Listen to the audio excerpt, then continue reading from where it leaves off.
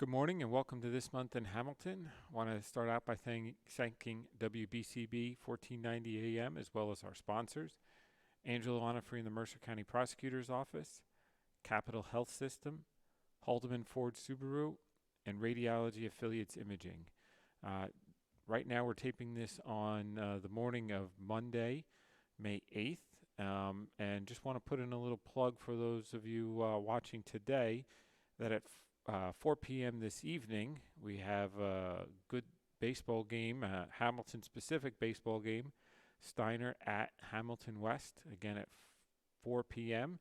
on WBCB Sports.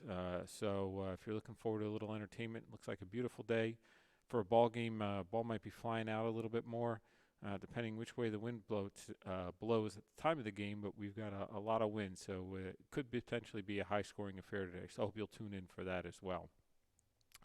Want to start out, as we always do, with just an update on what's going on in town. Unfortunately, this past weekend we were supposed to have our Azalea Fest. For the fourth year now in a row, we've had to unfortunately cancel that, 2 from the weather and 2 from COVID. After a few days of rain, the park was soaked. We had heavy winds and some tree branches coming down, so we made the decision, just for the safety of everybody, not to move forward with this year's event. And obviously, we'll hope 5th year is the charm for next year's event. When we had originally done it, remember we had moved it from Mother's Day to the Saturday before in hopes that we would build in a rain date and get it all in. Well, we'll hope that plan works for next year. But with all-day rain on Friday, all-day rain on Saturday, and even some Sunday morning, it didn't come out to fruition this year. So we'll hope for better things next year. But we still have a bunch of events coming up at the end of this month in May. As I talked about, the 3rd Saturday in the month is the Armed Forces Day, brought to you by our Hamilton Township Patriotic Committee over at the east entrance of Veterans Park at 11 a.m. So I hope you can make it out for that. We always have a very good crowd. We have some of our Boy Scout troops come out for that, our Civil Air Patrol come out for that. And so just a great opportunity to honor those in our armed forces. And then on the heels of that, we have our 2 Memorial Day parades, and you'll start seeing signs out for those soon as well. At 8:30 a.m. on Memorial Day, we have the Groveville-Yardville Memorial Day Parade that starts near Dover Plaza, right off the 7-Eleven there. And then at 10:30 a.m. we have our Nottingham Memorial Day Parade, which is the reverse of the St. Patrick's Day one. So it starts out near the 5 Points and walks towards Nottingham Ballroom. So hope you see you out for one of those. Again, early in the morning, get the kids out, get them woken up, and start Memorial Day with something great, but also honoring all those who have served and given their lives for our freedom. And then shortly after that, a month or so after that, we've got our July 4th celebration at the south side of Veterans Park. And so we'll hope the fireworks go well. Last year we got everything in. That was our first township event last year in about a year and a half. And so we're looking forward to keeping that going for our July 4th Independence Day celebration this year. So be on the lookout for that. We'll have the signs up around town in June for our July 4th celebration. So a lot of good things going on in town in terms of events. As we always do, we always give you just a COVID update on where things are. And so our numbers are creeping back up, as you see across the country and around the state. So make sure, especially if you haven't been vaccinated, please do so. But ourselves and the county and private physicians are always providing first doses, booster doses, whatever you need.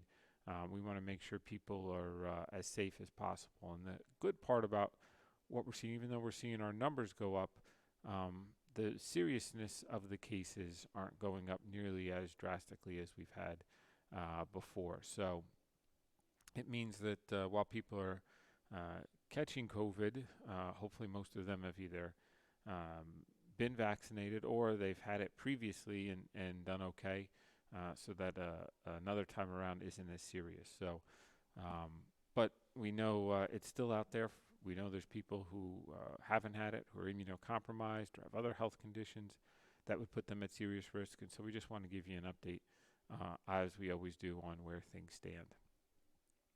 In terms of what's going on in the township government, our township budget should be finalized next week. Again, that was a no tax increase budget. I know the school board finalized their budget. Again, that was a no tax increase from the school board this year, and I believe the county is finalizing their budget as well this month. So again, what makes up 98% of your tax bill all had no tax increase this year. So a really good thing for our residents. We know you're all facing a difficult time with inflation, whether you're buying cars or your rent went up or just the cost of food. You're all facing a little bit of a hit to your wallets and pocketbooks. So the governments that serve you, we all made sure we try to do right by you this year when you're experiencing those fiscal pressures, to keep your taxes stable, to keep them as low as possible. So good things there. So that should be finalized, like I said, this month. And then the bills for taxes, usually they go out late June, that time frame. So we're still on schedule for all of that as well. Just an update on our municipal complex. So we announced that last month, actually about 6 weeks ago or so. And just to give a little detail, we think we're about a 4-year timeline for that build. So we're thinking about the summer of 2026 is when that building would be complete and move-in ready. I know there's been some questions on what would happen to the Greenwood Ave buildings. And our intention is to sell that property to the school board for $1, so that the school board can explore either refurbishing or demoing and building something new at the Greenwood Ave site. I don't think the school board has any plans for their Park Avenue site yet. I think that's still a ways away for them.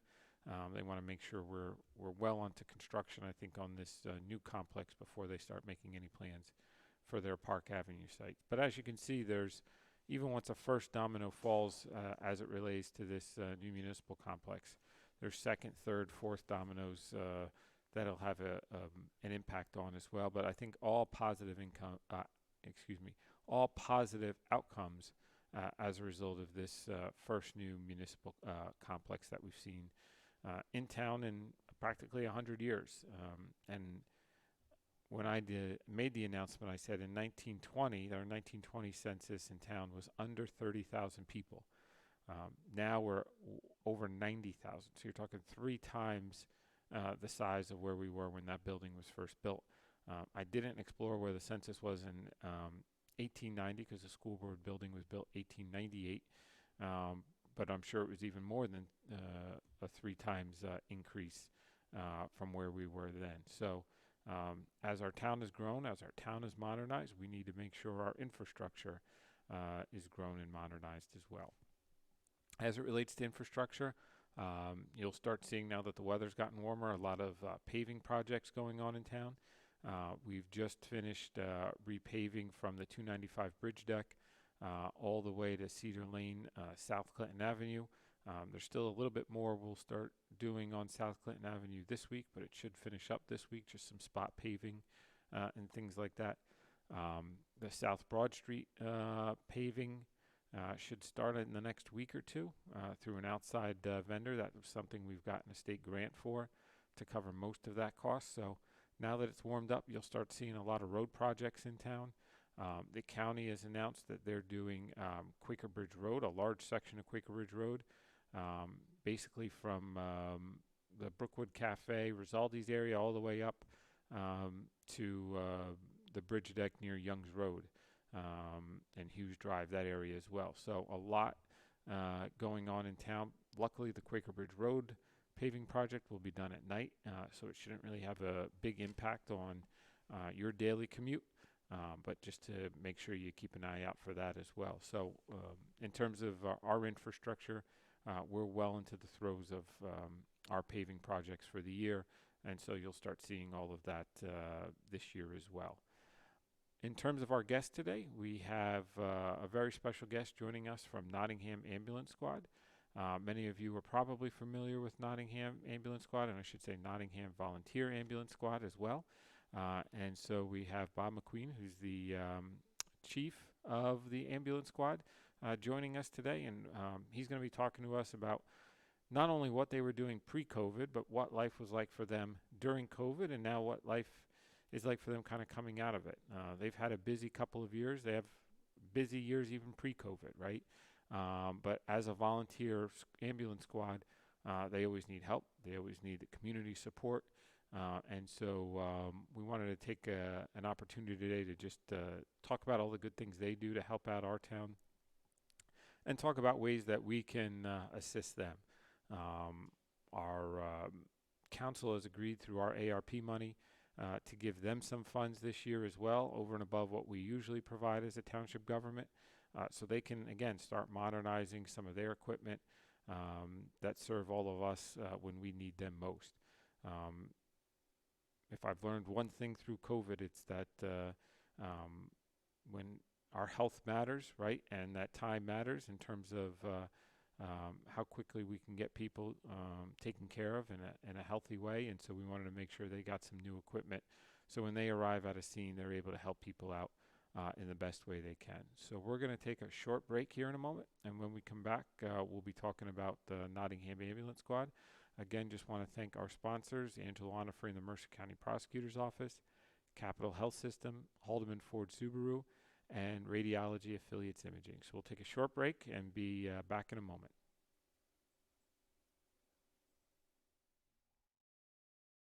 Merrill Reese, here to tell you about my good friends at Haldeman Ford Subaru on Route 33 in Hamilton Township. For outstanding sales and service, you can depend on the folks at Haldeman Ford Subaru for the best value on new and pre-owned Ford cars, trucks, and SUVs, along with a great selection of value-priced new and pre-owned Subarus. And no one offers the service that Haldeman does in their huge, state-of-the-art service facility. Service so great that many area municipalities and commercial fleets get their service performed by Haldeman Ford Subaru. From Langhorne to Princeton, folks like you to commercial fleets trust the name Haldeman for sales and service. Haldeman Ford Subaru, Route 33 in Hamilton Township. Radiology Affiliates Imaging has been part of the Hamilton community for over 50 years, with two convenient locations, RAI Chi Hamilton and RAI Lawrenceville. We offer expertise in all areas of imaging for all members of your family. Our board-certified specialty radiologists offer expertise in women's imaging, interventional radiology, musculoskeletal and diagnostic radiology.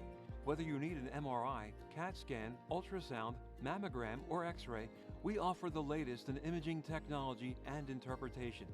In the last 50 years, RAI has earned our place amongst the largest and most respected radiology groups in our area. For more information on all RAI has to offer, visit www.4rai.com.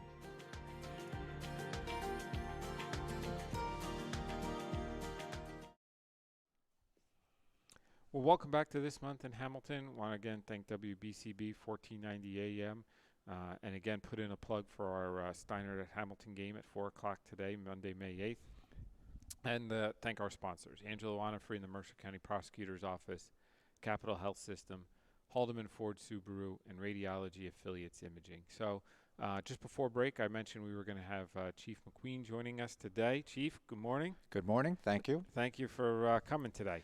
I appreciate the offer, and we appreciate the support from the township, so thank you. Of course, of course. When we were just on break, Chief, we were talking a little bit about your day job. And so I know I mentioned this is a volunteer ambulance squad, but even in your day job, you're a public servant. Correct. I work for the Township of Franklin as the IT director in Somerset County, yes. That's awesome. That's awesome. So appreciate all the public service you do, both in your day job and in your after-hours capacity there. So thank you. How long have you been involved with Nottingham Ambulance Squad? I've been at Nottingham since 2010. Oh, wow. Yes. And what made you start to get involved?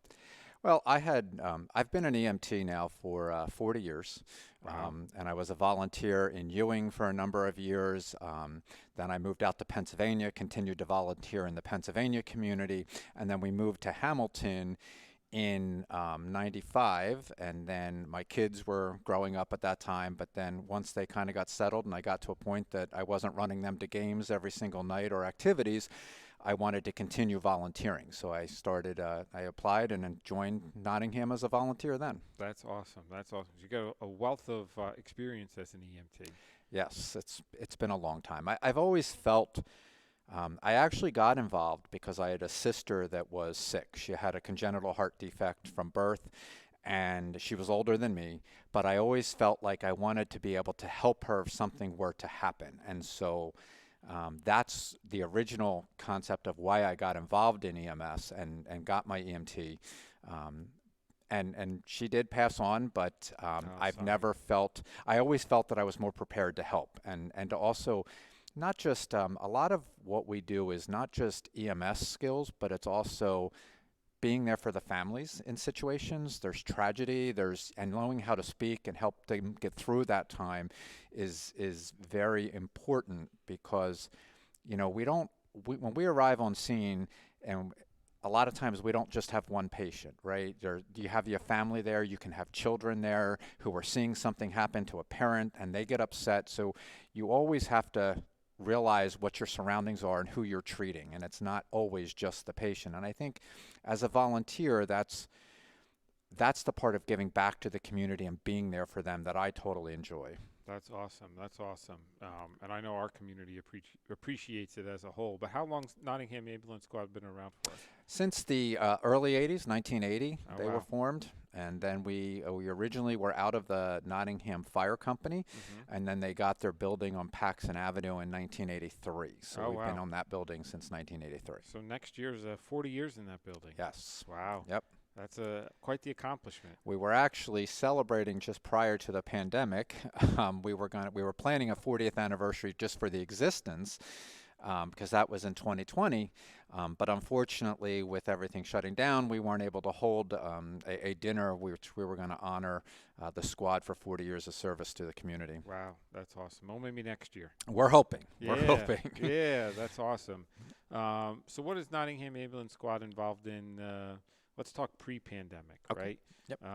Because I know, obviously, in the 2 years, you guys have taken on a lot more responsibilities, right? But what are some of the things pre-pandemic Nottingham Ambulance Squad was involved in, or could be seen in, things like that?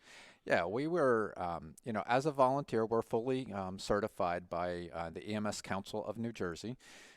We provide emergency services, and we have volunteers that go in service from 6 p.m. to 6 a.m. or overnight shifts sometimes, or on the weekends.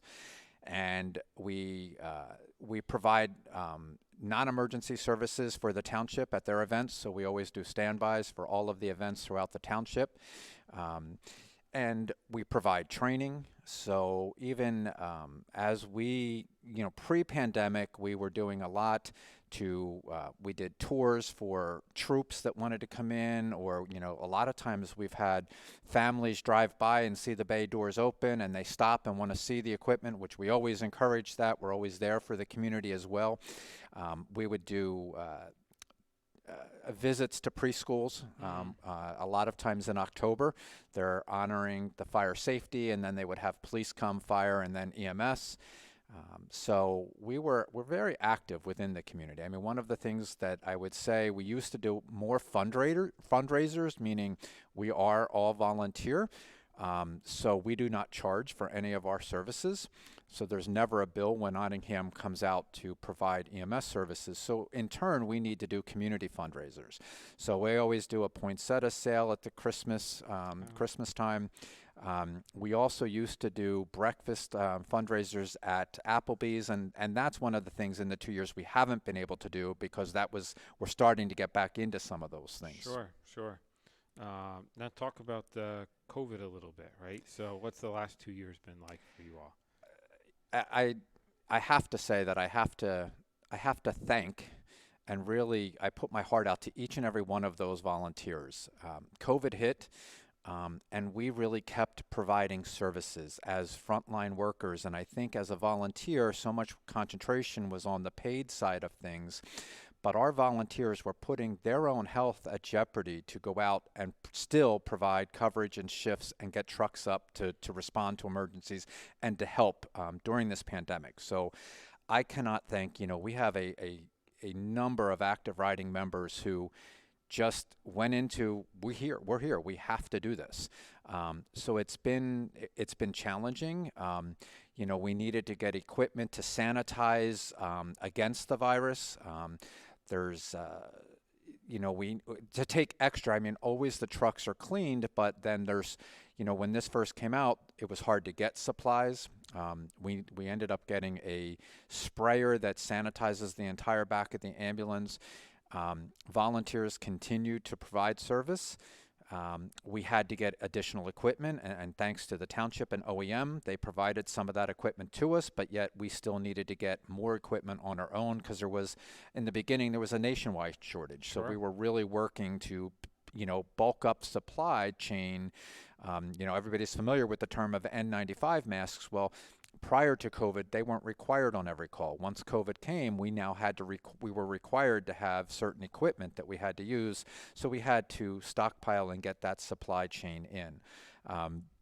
So I think that, it's difficult at times because all of us, like we were talking about, I have a full-time job to go back to, and I'm a volunteer, and I'm trying to put myself, on the front line on both sides. But I think overall, I'm proud of the squad, and it's really I'm honored to be a part of an organization that stepped up and did continue to provide that Sure. service. And these are people who didn't have to keep Correct. showing up, right? Their Yep. job didn't depend on it. Their ability to pay the rent or mortgage or put food on the table, it didn't depend on continuing to show up. No, it did not, and that's why it's I think it's a testament to the organization. I think it's a testament to the township and the sense of community that our members feel to the township, and the support that we get from the township, because we can't do it without that support. Sure. Now, did you see an influx of calls and things like that, especially in 2020 and Yes. maybe even just recently this past winter, right? Yep. We had a number of COVID-related calls, and of course, then there was protocols when it was a COVID-related call. So, we have to gown up, wear goggles, wear N95 masks. I think it was a frightening time for all of the patients that we dealt with in the early stages of COVID. There was no vaccines, there was no treatment necessarily right away, so there was a fear. I think one of the other fears that even when it was a non-COVID related call, there was a fear to go to the hospital because they were afraid of catching COVID in the hospital. So we really had to convince people that, when they're having chest pain, you have to go. There's safeguards in place at the hospital. There's isolation in those rooms, but you really do need to continue to get care because you can't ignore certain symptoms. So I think we had both. We had a very influx of calls of COVID, which of course, we're very thankful since the vaccines come out that hospitalizations are down. They're not gone. So I don't want people to think that, Sure. but they're down. But it was, and then also dealing with the hospitals that were overloaded, right? They didn't have room for patients because they had such an influx of patients. So it was a challenging time for all emergency services. And hospitals had to go on divert status and things like that, right? Even Robert Wood Johnson here in Hamilton was Yes. on divert status Yep. a number of times. Yeah, because they can't stick a COVID patient in a hallway, right? They have to be in a room, and your space, you're just out of space. And that's when hospitals, unfortunately, have to go on divert. And then we're in the process of explaining to a patient why they can't go to a hospital of their choice or why they shouldn't. Because even on a divert status, if a patient insists on going to a hospital, we have to take them there. But if the issue is that we try to tell them about, if they're on divert, they're really busy. It's going to be longer times to get treatment. You want to go to other hospitals in the area. So we really, have to go through the whole process with patients because they get concerned. My doctor's only associated with this hospital, and I have to go to another hospital. But there's doctors there that can treat you, and they will give your doctor a full report and you'll be able to get back under the care of your doctor. But it's at that time you need to go to a hospital that can provide treatment. Sure. Or they, have a family member in the area who, going to Capital might be a further drive for them or more difficult or what have you too. Sure, right? absolutely. So a whole different set of complications that presented to you all. It definitely does, and we still, there's these spikes in COVID cases, as we've transitioned even with vaccines, and we're still facing hospitals that are on divert because there is people going for treatment, and they can't handle the patient volume. Gotcha. In terms of your members, right? We were talking earlier, you have different classes, right? There's riders and non-riders. Yep, we have contributing membership and active riding members and cadets and then life members. Lifetime membership in the squad is anybody that has volunteered for 10 years. They then become a lifetime member of the squad. Our contributing members are really those members who support the organization. They serve on the executive board, so vice president, president, treasurer, secretary. They serve on our committees, so we have fundraising committee, fund drive committee. We have bylaws committee and other committees within the organization that we need help on. And then we have our active riding members. The active riding members are the ones who are actually on the truck. And then we have our cadet members who are not yet 18. So we allow members to join our organization at the age of 14. Oh, wow. And then they can actually start riding at the age of 16. They're not allowed by New Jersey law to be on an ambulance before that. But once they turn 16, they are allowed to ride and get on truck.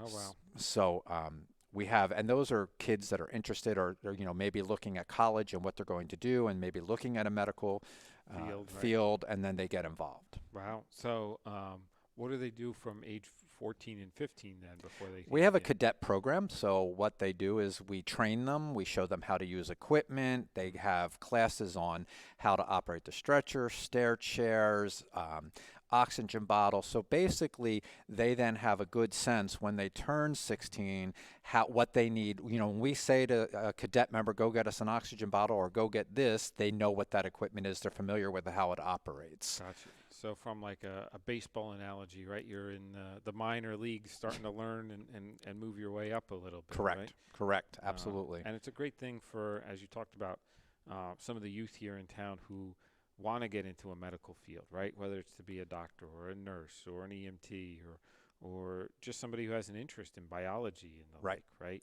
A better on-the-ground sense of how things work. Correct. Right? Absolutely. And when you would give oxygen and all those kinds of things, right? Wound care. It also prepares them if they go on for the EMT training that it helps them, right? Sure. Their head as they go through that training, because EMT training is very rigorous, and it's time consuming. But if you don't pass your test and stay on top, then you're out of the program. You have to pass tests to continue to progress through the program. Wow.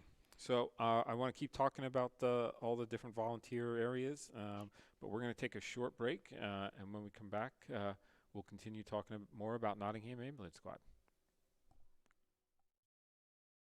This is Angelo Honor, your Mercer County prosecutor, and I'd like to take this opportunity to wish all of our Mercer County student athletes the best of luck, and also urge parents to stay involved in your children's school activities. Extracurricular events are a great way to keep your sons and daughters focused, and it does not have to be athletics.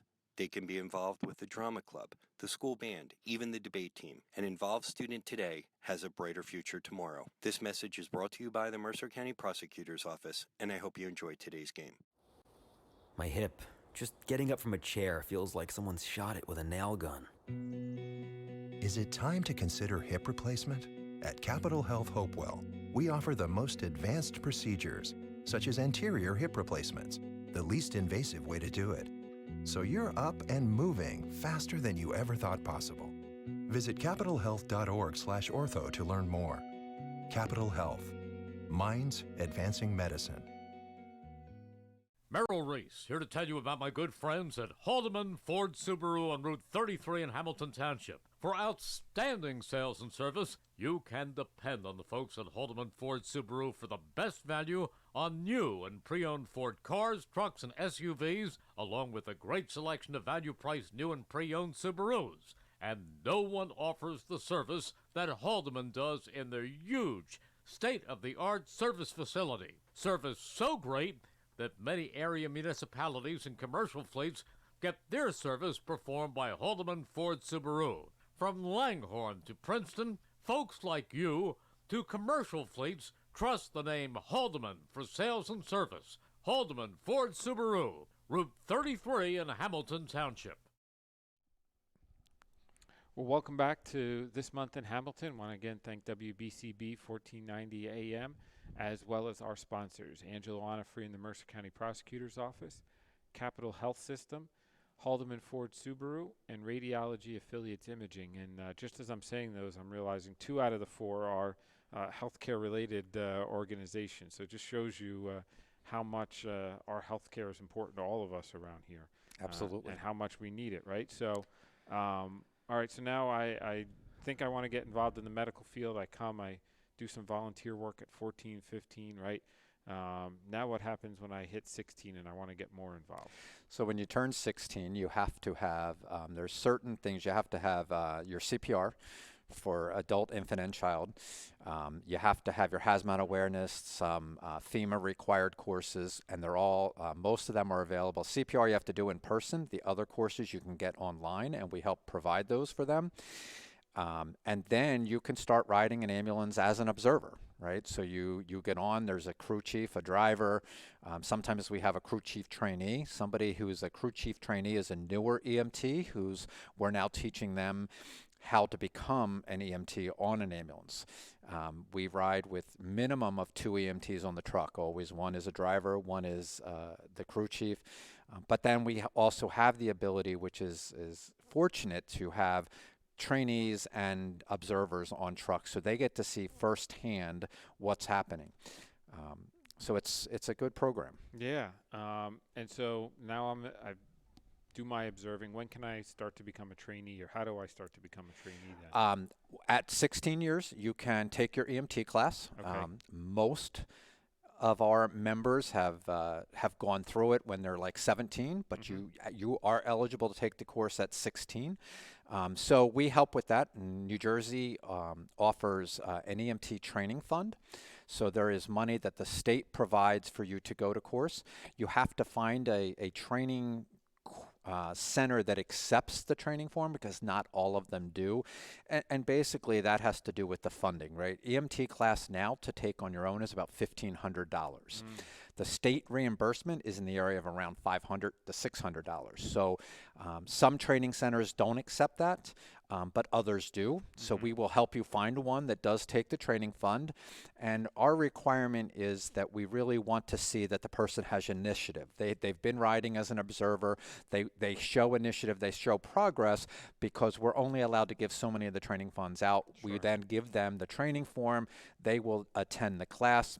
Depending on what class they take, they're about 3 months, 3-month-long training course to become an EMT. It's like over 1,600 hours, I believe, that there's of training that they go through.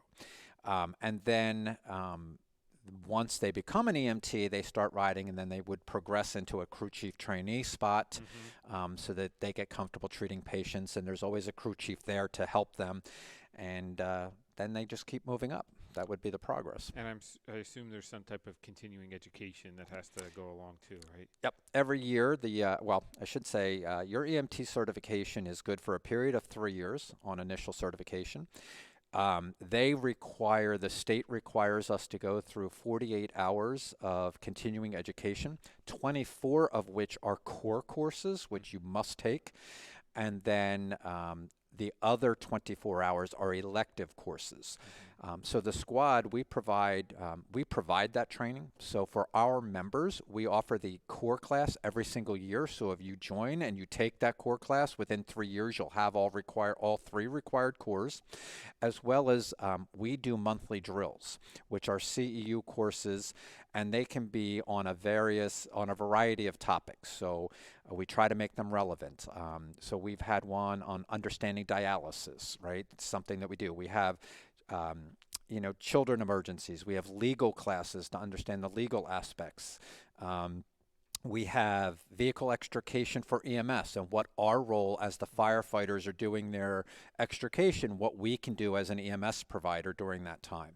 So throughout the year, we provide those. So again, all of our members, if you attend those drills and those core classes, in 3 years, you will have all the required training that the state requires you to have. So we have an outside company that we pay to come in and provide that training for our members. Oh, wow. Now, for people who then do get involved and go through all this, right? What are some of the, you're seeing some young people, some young people who want to get involved in the medical field and all of that? Yep, we actually have had a lot of people don't realize that to go on to PA school or apply for physician assistant school or nurse practitioner, you need to have actually medical experience. You have to have a number of hours of medical experience, and we are able to provide that for them so they can join, get their EMT, ride the truck, and all of those volunteer hours count for their application to go on to higher education.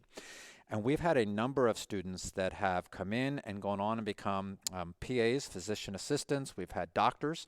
I know of 3 of our members that have actually progressed all the way through after coming through Nottingham that became a doctor.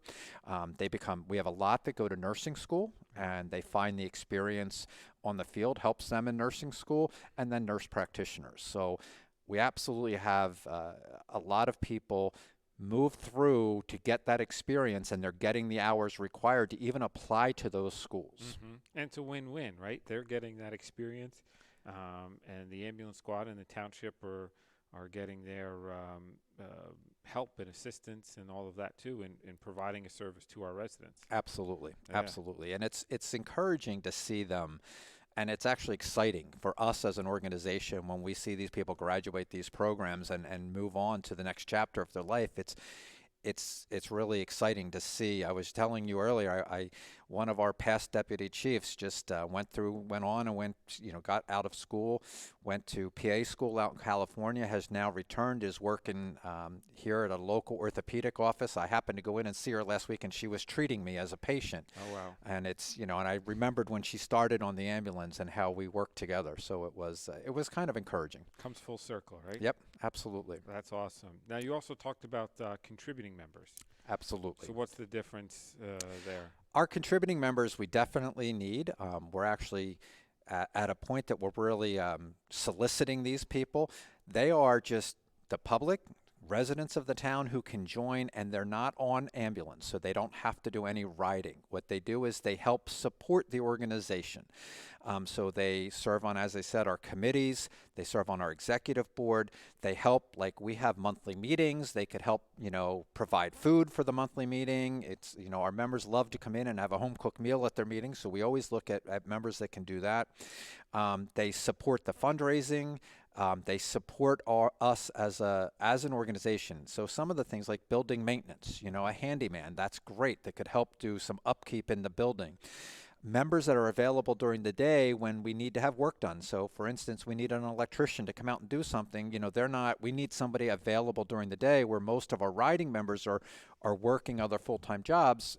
They're volunteers. So these people can be at the building to help us during the day when things are happening. So they play a critical role.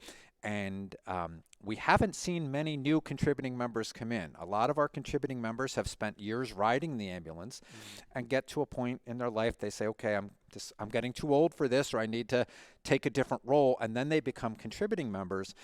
But we have 2 of our very good long-term contributing members are going to be moving out of state, and they have served in various roles, from vice president to trustees to fundraising, and they're getting ready to move out of state, and it's going to be a huge loss because they've held really critical roles and helped us. So we are going to miss them, but that is a need that we have, is to replace those people. And a lot of people don't think that they can join our organization and not be required to ride on ambulance, and they absolutely do not. There's a contributing status that they can come in and help. So we have, right now our president is a retired corrections officer from the state, and he's done a great job.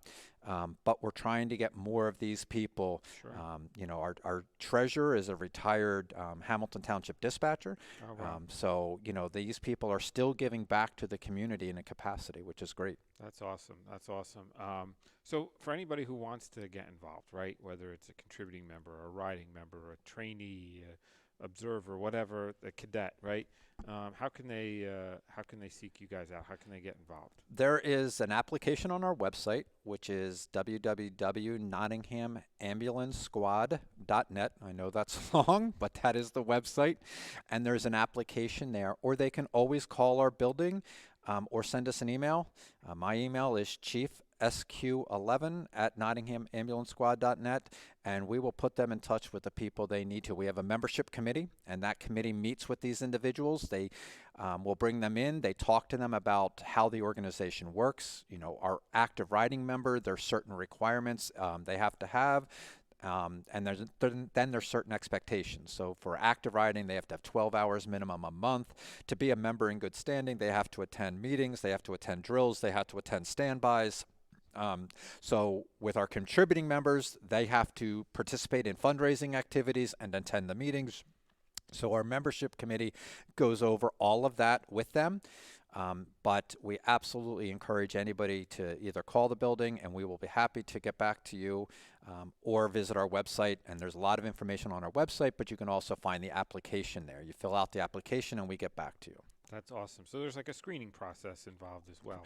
Right. We want to make sure that when people are coming, they know what they're getting into. They want to know what our expectations are as an organization, and what we want to hear what their expectations are, why they're joining the squad, why they want to do this, because that also helps us gear how we, where we put them in membership categories, or what, if they're interested in going on to medical, then medical school or medical program, then we want to be able to get them on the truck. So we tell them the required certifications they have to have in order to get on truck.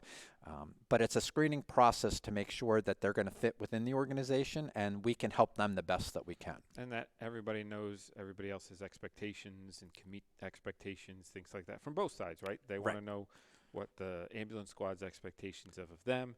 You want to know what they're seeking out of it as well. So you have expectations of them. And so you have to do that. Right. And as I said, we want to make sure that we're a fit and they're a fit for the organization. And again, I think, one of the things that I think we have lost over the years, I mean, if you go back in history, you look at, volunteers, they were the firefighters, they were the ones on the ambulance squad, right? And the volunteers are in such a shortage right now, because obviously demands happen. People have to work, right? So the towns have to ensure that they have adequate coverage to make sure they have ambulances and fire trucks getting out. But the sense of giving back to a community that you live in, it's just something that's it's hard to explain. Sure. I mean, I love being able to give back to this community, because the community gives so much to me as a resident. Mm-hmm. So in order for me to turn around and say, how can I help the community? This is a way you can help the community, by volunteering. Awesome. So, Chief, we're going to take our last short break. Okay. And when we come back, we'll continue talking more about what you have going on. Great. Thank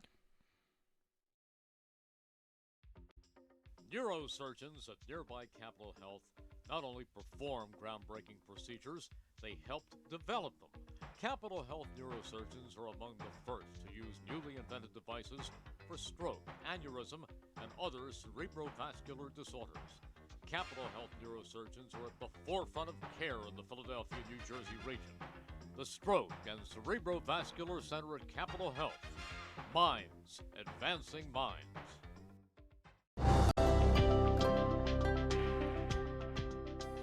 Radiology Affiliates Imaging has been part of the Hamilton community for over 50 years, with 2 convenient locations, RAI Chi Hamilton and RAI Lawrenceville. We offer expertise in all areas of imaging for all members of your family. Our board-certified specialty radiologists offer expertise in women's imaging, interventional radiology, musculoskeletal and diagnostic radiology. Whether you need an MRI, CAT scan, ultrasound, mammogram, or X-ray, we offer the latest in imaging technology and interpretation. In the last 50 years, RAI has earned our place amongst the largest and most respected radiology groups in our area. For more information on all RAI has to offer, visit www.4rai.com.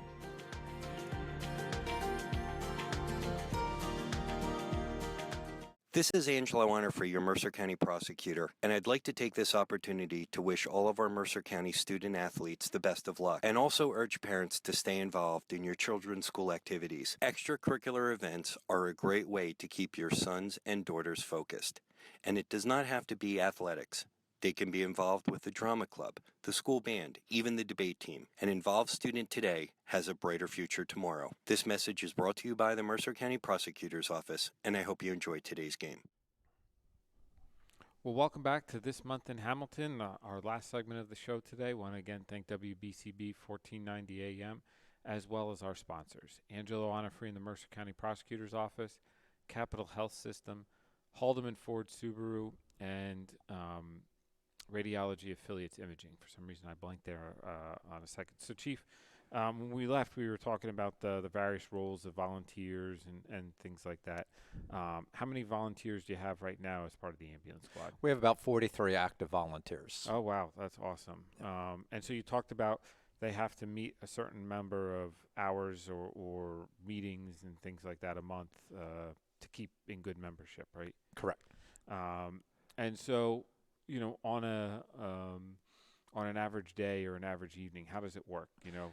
Yep, we go in service. We're allowed to go in service with an agreement with the township from 6 o'clock at night till 6 o'clock in the morning. And that's mainly because we are volunteer and we can't provide services during the day. We don't have the resources to do that. So the town is very lucky to have our partner Robert Wood Johnson provide those emergency services, which is phenomenal. And then we can ride weekends, you know, evenings and days. Again, it depends on our volunteers' availability and when we can get the crews up. If at a time we don't have a crew, Robert Wood is always covering the town. Mm-hmm.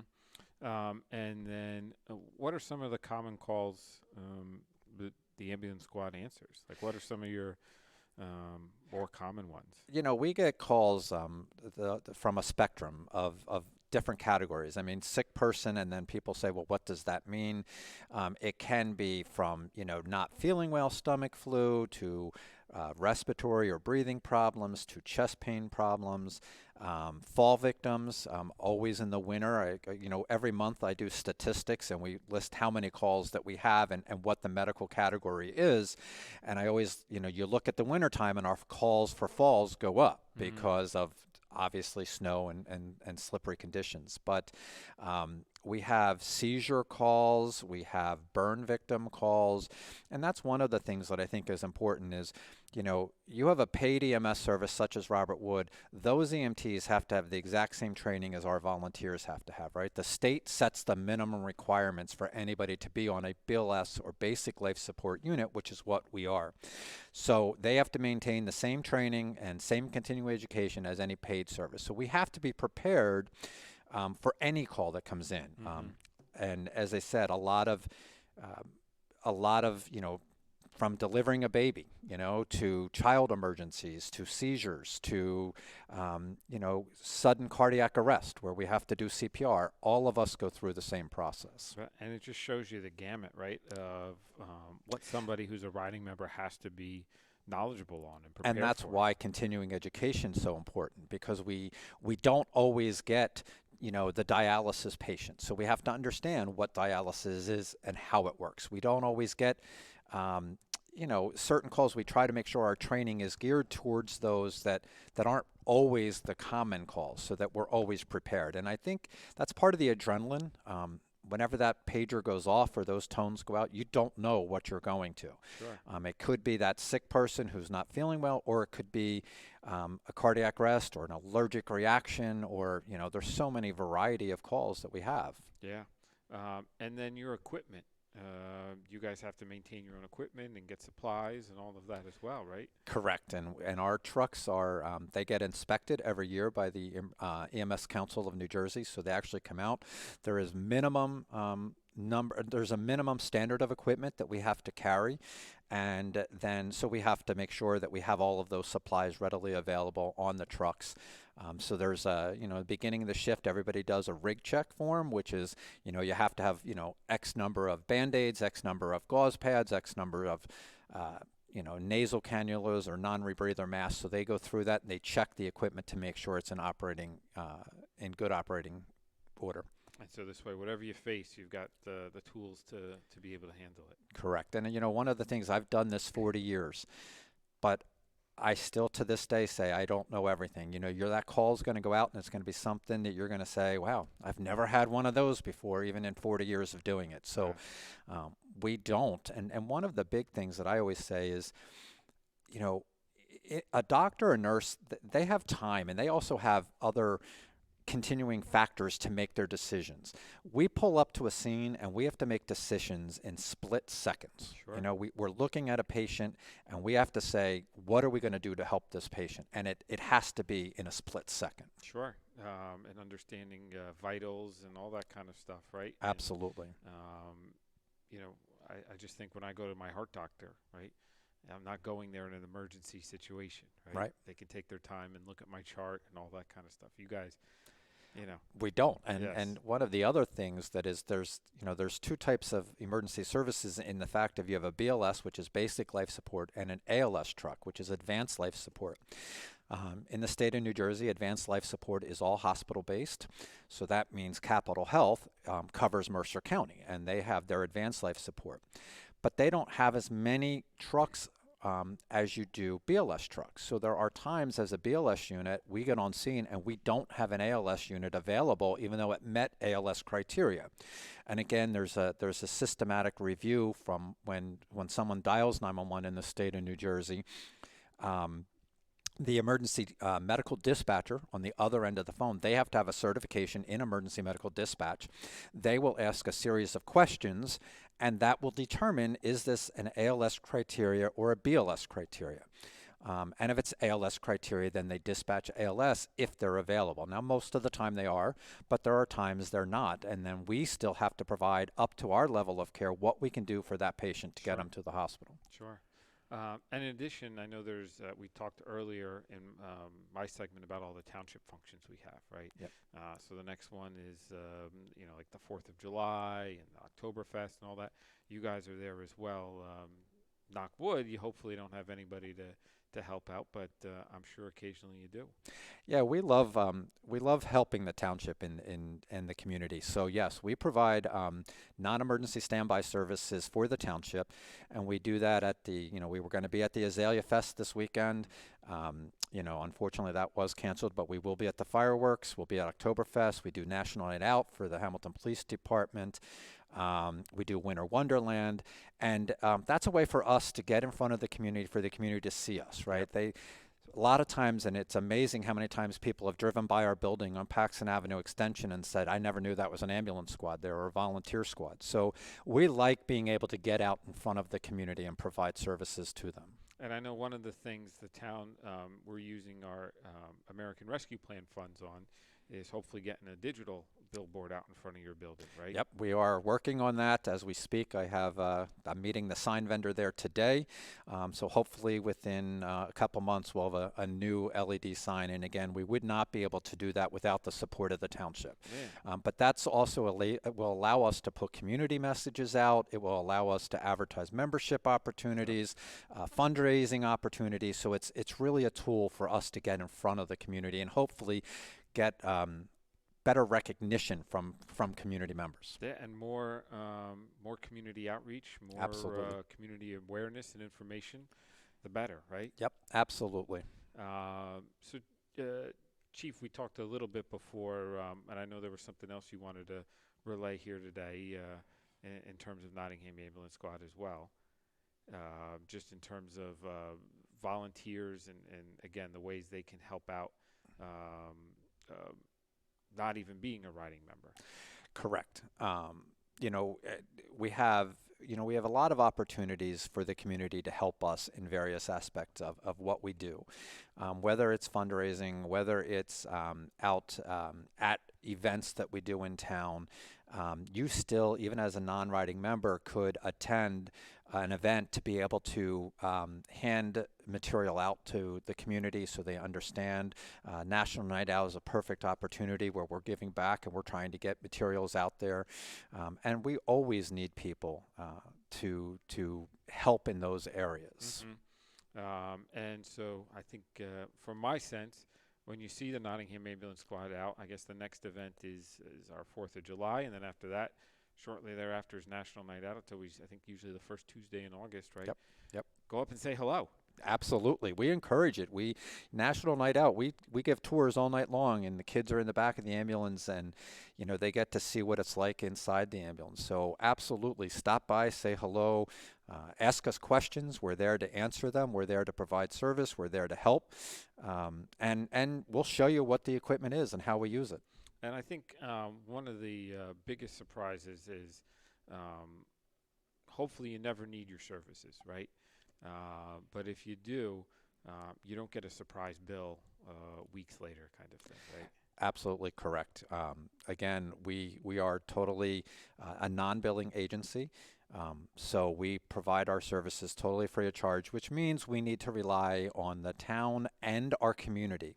So we do get funding from the town every year, which offsets part of our budget, but there's still a $60,000+ gap for our budget services that we need to fill, and we rely on the community for that. So our active fund drive is out right now. We have fund drive letters that were sent out, and we just really ask that the community really consider sending a donation into the organization, because again, the township funding does not cover our entire budget, and we have $60,000+ we need to make up to meet our budget every single year. It's our budget's about $100,000 to operate every year as a volunteer organization. Wow.